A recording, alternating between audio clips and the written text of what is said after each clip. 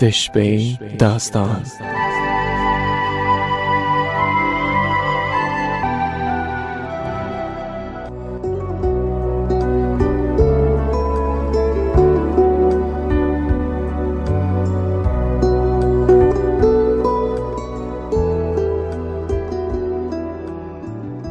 د واکمن ولایت زاله څښتن په سپېڅلې نامه د سپوږمۍ راډیو قدرمنو اورېدونکو او په ځانګړي ډول د شپې داستان خپرونې درنو مینوالو سلامونه، ستړي مشئ او له رنګینیو ډکه شپه مو پخیر. د یو وار بیا مو زه سلیمي ورور د ځوان زخمي پاچا په زړه پورې ناول له دوهمې برخې سره هرکلی کوم. هیله ده د خپلو درنو کورنیو ترڅنګ له سوکالیو او آرامیو ډک ژوند ولرئ او د شپې داستان خپرونې تر پایه مو ملتیا وکړئ. په همدې هیله راځو او د داستان دا برخه پیلوو.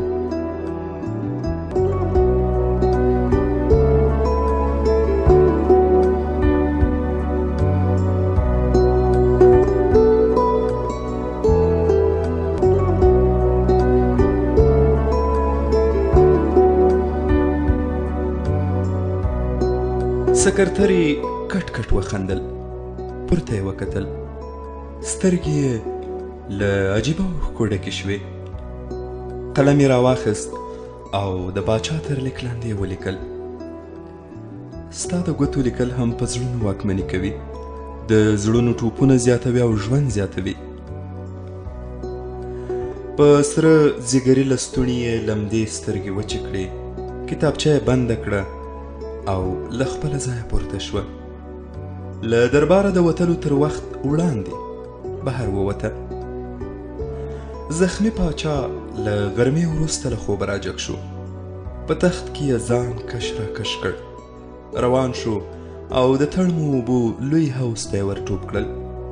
د حوض ویدې ولاړې اوبه یې ټولې راویښې کړې، ښه ډېر یې ولمبل او د حوض غاړې ته راځوړند ځان پاک یې له ځانه تاو کړ. بیرته خونې ته ننوت. ډېر وروسته پاچا د دربار په زینو کې پاک سوتره راښکاره شو. تور پاچاهي کمیس یې پر تن و، قیمتي شاهي بوټان یې پر پښو و.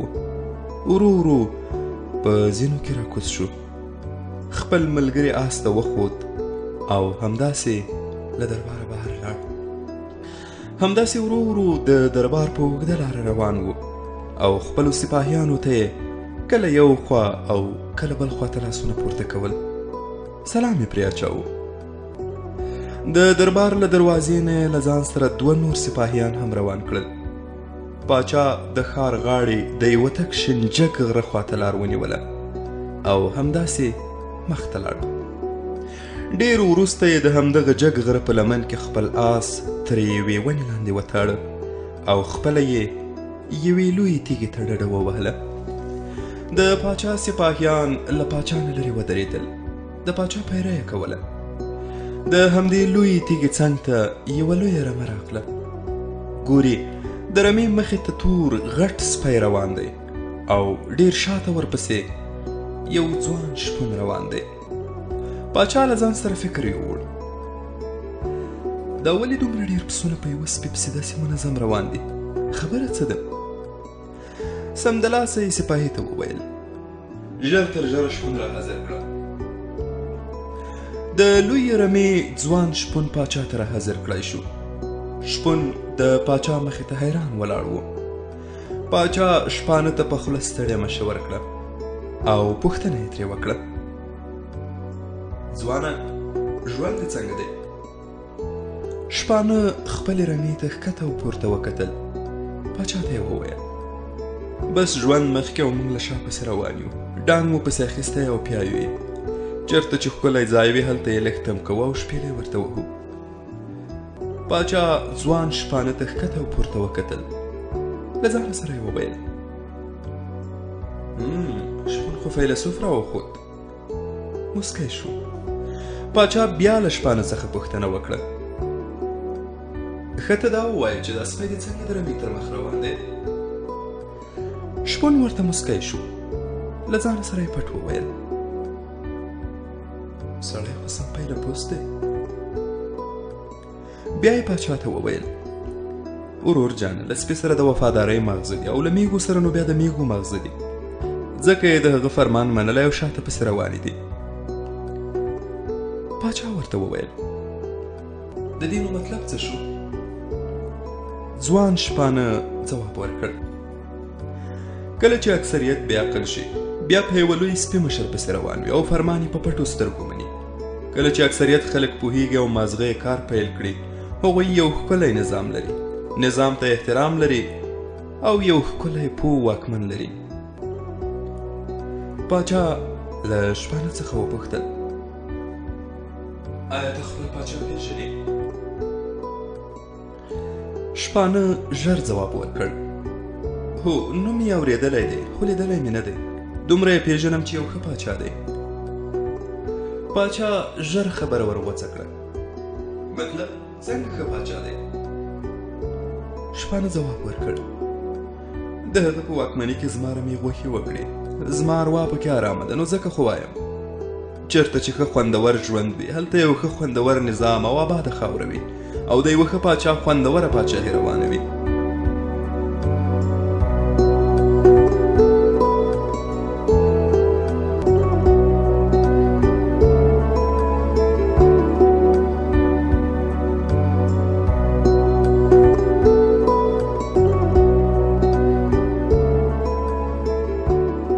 پاچا ته د شپانه دې خبرې سخت خوند ورکړ. شپانه ته یې لاس ورکړ، ورته ویې ویل زه د همدې سترې خاورې ستر پاچا یم، راځه زما یو ځوان شپون ملګری شه. شپون حیران شو، تر ډېره یې په غېږ کې نیولی و. پاچا ته یې په غوږ کې وویل پاچا سلامت، تا ته در غاړې وتل مې یو لوی ارمان و، ویل به مې هغه وخت به کله وي چې زه د دې خاورې ستر پاچا ته ور غاړې وځم او په غوږ کې ورته ووایم زما بې مطلبه ملګری شه، زه په خپل ژوند کې ډېر خوشحاله یم، له تا نه هېڅ هم نه غواړم، یوازې او یوازې له ما سره انډیوالي وکړه او بس. پاچا ځوان شپون په غېږ کې ټینګ ونیو، ورته یې وویل خو په یوه شرط. شپون لاسونه خلاص کړل، یو لاس یې ورته جګ کړ، د پاچا لاس ته یې ټک ورکړ، ورته یې وویل شرط به دې په دواړو سترګو منل کېږي. پاچا وویل ته خو یو ځل شرط واوره. شپون ورته وخندل، ویې ویل ښه غوږ یم.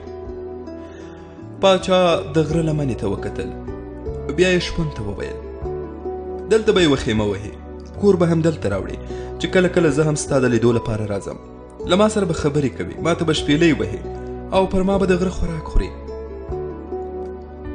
ځوان شپانه شاته وکتل، یوې لږ لرې کېږدۍ ته یې لاس ونیو. پاچا ته یې وویل هغه مې کور دی، هغه زما خپله کېږدۍ ده او ستا لپاره به زه یوه د پاچاهۍ کېږدۍ هم وهم، ستا له شان سره برابره کېږدۍ. پاچا ورته وخندل، یو بل شرط هم شته. شپانه وویل منل کېږي. پاچا وویل ته یو کار وکړه، خیمه به زه خپله درته راولېږم، ته یې یوازې په یوه سم ځای کې ودرو او کیسو ته یې برابره کړه. شپانه وویل بلکل منل کېږي. پاچا شپانه ته ورغاړې ووت او خدای پاماني یې ورسره وکړه. شپانه پاچا له لاسه ټینګ ونیو، ورته ویې ویل که پاچا هم دا نن ماښام زما میلمه شي نیمه رمه ورته حلالوم او میله ورته جوړوم. پاچا ورته وویل نه نه نه دا کیسې هم نه منم. شپون ورغاړې ووت، ورته ویې ویل زه به د پاچا راتګ ته سخت په تمه یم. شپانه په خپلې رمې پسې منډه کړه او د پسونو د ګونګړیو په غږ پسې ژر ژر ځان ورساوه. پاچا پر خپل آس پښه واړوله، آس یې بیرته راتاو کړ، ښکته یې د شپانه په رمې پسې وکتل، مسکی شو، ځان سره یې دا خبره وکړه هر څوک په خپل ژوند کې پاچا دی، خو چې لږ د ژوند په کولو سره خلاص شي. دواړو سپاهیانو په پاچا پسې حرکت وکړ او له غره نه په کوزېدو شول. پاچا مازدیګر ناوخته د دربار مخې ته ورسید. له خپل ملګري آس نه راکوز شو. پاچا مخکې او آس ورپسې شاته روان و. پاچا له ټولو دروازو ننوت. یوه دروازه له شا ورپسې بندېدله. ځوان زخمي پاچا د دربار هغه ځای ته لاړ چې پاچاهي خیمه یې پکې درولې وه.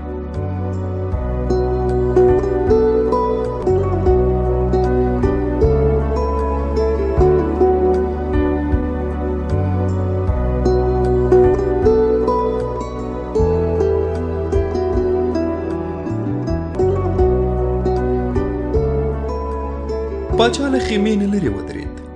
غلام ته یې اشاره وکړه. غلام را منډه کړه او د پاچا مخې ته منظم ودرېد. سر یې د درناوي په موخه ښکته کړ.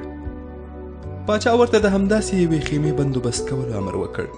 ورته ویې ویل چې ژر تر ژره یې تیاره کړي. غلام د درناوي سر ټیټ کړ. په دواړو سترګو زما ستر پاچا. پاچا بیرته راتاو شو او د خپلې خونې خواته په جګو زینو کې وخوت.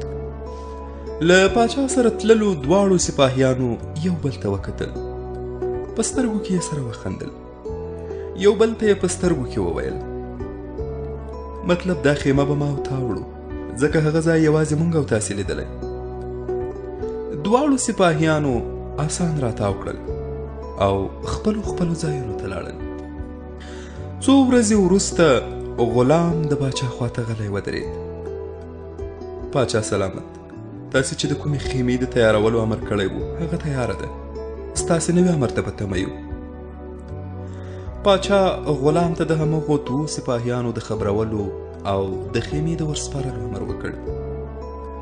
دواړو بلدو سپاهیانو خیمه له ځان سره بار کړه او د شپانه پر لوري ور روان شول. پاچا بیرته د مجلسونو خونې ته ننوت. ټول وزیران په خپلو ځایونو کې ودرېدل او پاچا پر خپله څوکۍ کېناست. رسمي مجلس پیل شو. د پاچا پاچاهي همداسې روانه وه او د دربار کش و پشخه په درز کې و. ځوان زخمي پاچا په یوه باراني مازدیګر د دوو آسانو باراني ګاډۍ ته وخوت او بې پروګرامه له درباره ووت. له ځان سره په خیال کې لګیا و راځه دا د پاچاهي تکراري ژوند نن لږ بدل کړه. بس د ډېره دیکتاتوري او پاچاهي دې وکړه. هر څه دې برابر کړي. سلګونه جنګونه دې ګټلي دي. راځه نور بدل شه او یو بل ژوند پیل کړه. ګډ ژوند پیل کړه. په همدې چورتونو کې و یو وخت ګوري چې د ښار منځ ته رسېدلی. هغه پاچا چې د ښار له هرې تیږې، هرې کوڅې او هر دکان څخه خبر و، جګړو او پاچاهۍ داسې مصروف کړی و چې ډېر وخت وروسته ښار ته وتلی و. ښکته و پورته یې په ښار کې کتل. هر څه ورته عجیب او غریب ښکارېدل. هر یوه سړي ته به یې کتل او څاره یې. د خلکو له عادي ژونده یې خوند اخیست. څوک پیاده روان و، چا منډې وهلې، چا دکانداري کوله او چا طلاوې خرڅولې. څوک د جامو په دکان کې ښکته او پورته کېدل، چا څه کول او چا څه. پاچا همداسې خلکو ته کتل او د ښار په منځ کې روان و. یو وخت د هغه پوهنتون مخې ته ورسېد چې پاچا کلونه پخوا پکې زده کړې کړې وې. پاچا د خپل پوهنتون مخې ته ودرېد. ښکته او پورته یې د پوهنتون لوی دروازې ته وکتل. ډېر وخت ورباندې تیر شوی و، خو له لوی لرګینې دروازې د پاچا هرې خاطرې چغې وهلې. پاچا یې د خپل تازه زلمیتوب بیرته ستون کړ. د پوهنتون له لوی دروازې هلکان او نجونې راوتل او ورننوتل. پاچا په ګاډۍ کې لاس تر زنې ورته ناست و. له ځان سره یې په زړه کې ویل دا هلکان او نجونې څومره خوندور ژوند کوي، دا دوره څومره خوند کوي. بیا یې پر ګاډیوان غږ وکړ. حرکت وکړه. همداسې روان و چې د پاچا یوې غټې ونې ته پام شو. تر ونې لاندې د پوهنتون ډېرې پیغلې نجونې ولاړې وې او له بارانه پټې وې. پاچا خپل ګاډیوان ته د درېدلو امر وکړ. ګاډیوان ودرېد. پاچا نجونو ته کتل. هغوی وډارې شوې. یوې او بلې ته ورنږدې شوې. پاچا ته تر ونې لاندې لندو ولاړو نجونو او دې تصویر خوند ورکړ. خپله پاچاهي لکړه یې په ځمکه کېښوده او ورښکته شو. سپاهیانو یې په سر چترۍ ونیوله او ورسره روان شول. پاچا نجونو ته ورنږدې شو. ورته یې وویل زه وپوهېدم چې تاسو له ما وډارې شوئ که نه؟ یوه زړوره نجلۍ ورته رامخته شوه. له مخ نه یې د باران اوبه څڅېدلې او سترګې یې تیزې تیزې رپولې. پاچا ته یې وویل نه زه نه یم ډاره شوې، دوی وډارې شوې. موږ له خپل پاچا نه ډارېږو. زموږ پاچا دې ژوندی وي، واکمني دې یې زوروره وي. موږ له خپل پاچا سره مینه لرو.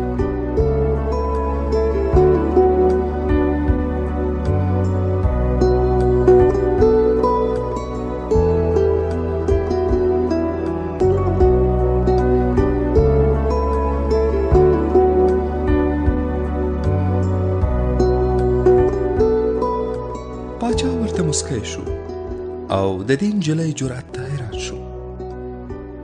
ته یوازینۍ نجلۍ یې چې په لومړي ځل دومره تیز راسره غږېږي. دا حالت ماته بیخي نوی دی. نجلۍ غلې شوه. څه یې ونه ویل. یوازې باران وهلې سترګې یې رپولې او په لاس یې د باران څاڅکي له سترګو پاک کړل. پاچا بیا ورته وویل زه هم غواړم ستاسې په پوهنتون کې ستاسې په ټولګي کې درس ووایم. کله کله به راځم، تاسې مې پرېږدئ؟ ښایسته نجلۍ ورته وویل ته خو پاچا یې، 1000 غمونه، 100 جنګونه او 100 مسلې درله غاړې دي. که ته زموږ ټولګي ته راشې او له موږ سره درس پیل کړې بیا به دا پاچاهي څوک کوي؟ پاچا په خپله لکړه شاخ ودرېد. ویې ویل دا ټول به زه خپله کوم. نجلۍ ورته وویل که خدای مکړه څوک دې مړ کړي بیا خو زموږ هېواد کې ګډوډي رامنځته کېږي او بیا کله موږ په ډاډه زړه پوهنتون ته تللی شو. هر څه به ګډوډ شي. ته داسې وکړه، خپله پاچاهي وکړه. ستا له برکته به د دغه هېواد ټول خلک خوندور ژوند وکړي. په ارامه به خپل کارونه ترسره کوي. باچا ورته وویل زه له پاچاهیه تنګ یم. غواړم لکه تاسې زده کوونکی شم او یوه وړه د خوشحالیو ډکه نړۍ ولرم. نجلۍ ورته مسکی شوه. نه ته داسې مه کوه. ته باید پاچاهي وکړې چې خلک زندگی وکړي. پاچا ورته وخندل. له نجلۍ یې د نوم پوښتنه وکړه. هغې په خندا ورته خپل نوم واخیست او ویې ویل چې په همدې پوهنتون کې محصله ده. پاچا او ښایسته نجلۍ لا خبرې کولې چې باران ودرېد. پاچا صاحب موږ درنه ځو، خو ګوره پاچاهۍ ته دې فکر وي. ته یوازې پاچاهي نه کوې، ستا په پاچاهۍ کې ډېری خلک خوندور ژوند کوي. خپلو بچو ته یوه ګوله ډوډۍ لري. ماشومان ښوونځیو ته ځي. ځوانان او پیغلې پوهنتونونو ته روان دي او ټول هېواد ژوندی دی. خوندور ژوند کوي. نجلۍ روانه شوه. کله کله به یې بیرته شاته پاچا ته راوکتل. پاچا ته به مسکی شوه او په هر ځل بیرته راکتو به یې پاچا ناڅاپه واژه. پاچا تر هغو ولاړ و چې نجلۍ پناه شوه او د پاچا زړه یې له ځانه سره یووړ. پاچا ډېر وروسته بیرته خپلې ګاډۍ ته وخوت او خپلې پاچاهۍ سخت خوند ورکړ. ځان سره یې بیا تکرار کړه ځینې انسانان په دې ارزي چې زړه ورکړي او ورباندې مین شي. سپاهیانو ته یې وویل چې بیرته دربار ته ځو. پاچا بیرته خپل دربار ته راستون شو. د دربار لوی لوی دروازې ورته خلاصه شوې او په خوند ورننوت. هغه اوس باید پاچاهي وکړي. پاچا د دربار په منځ کې د زینو مخ ته کوز شو. لوند خشت خپل استوګنځي ته وخوت. خو د محصل نجلۍ هره خبره یې په مغزو کې تاوېدله. په زړه کې یې دننه یو عجیبه شور و. دې عجیبه کیف په دومره لنډ وخت کې د پاچا په سترګو او څېره هم خپل اغېز ښکاراوه.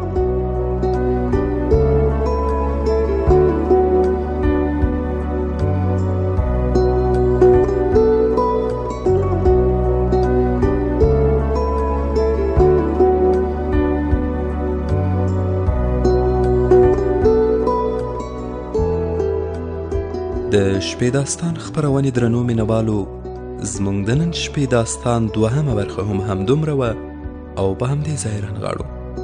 تر بیا بلې شپې چې یو وار بیا زه سلیمې ورور د ځوان زخمي باچا په زړه پورې ناول له یوې بلې برخې سره ستاسو درانه چوپړ ته راځم.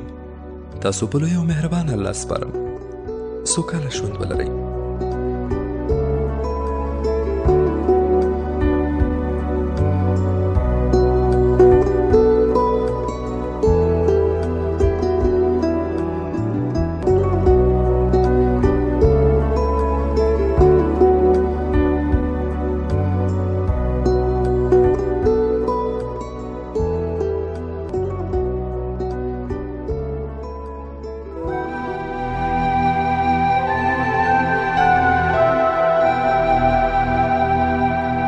د شپې داستان.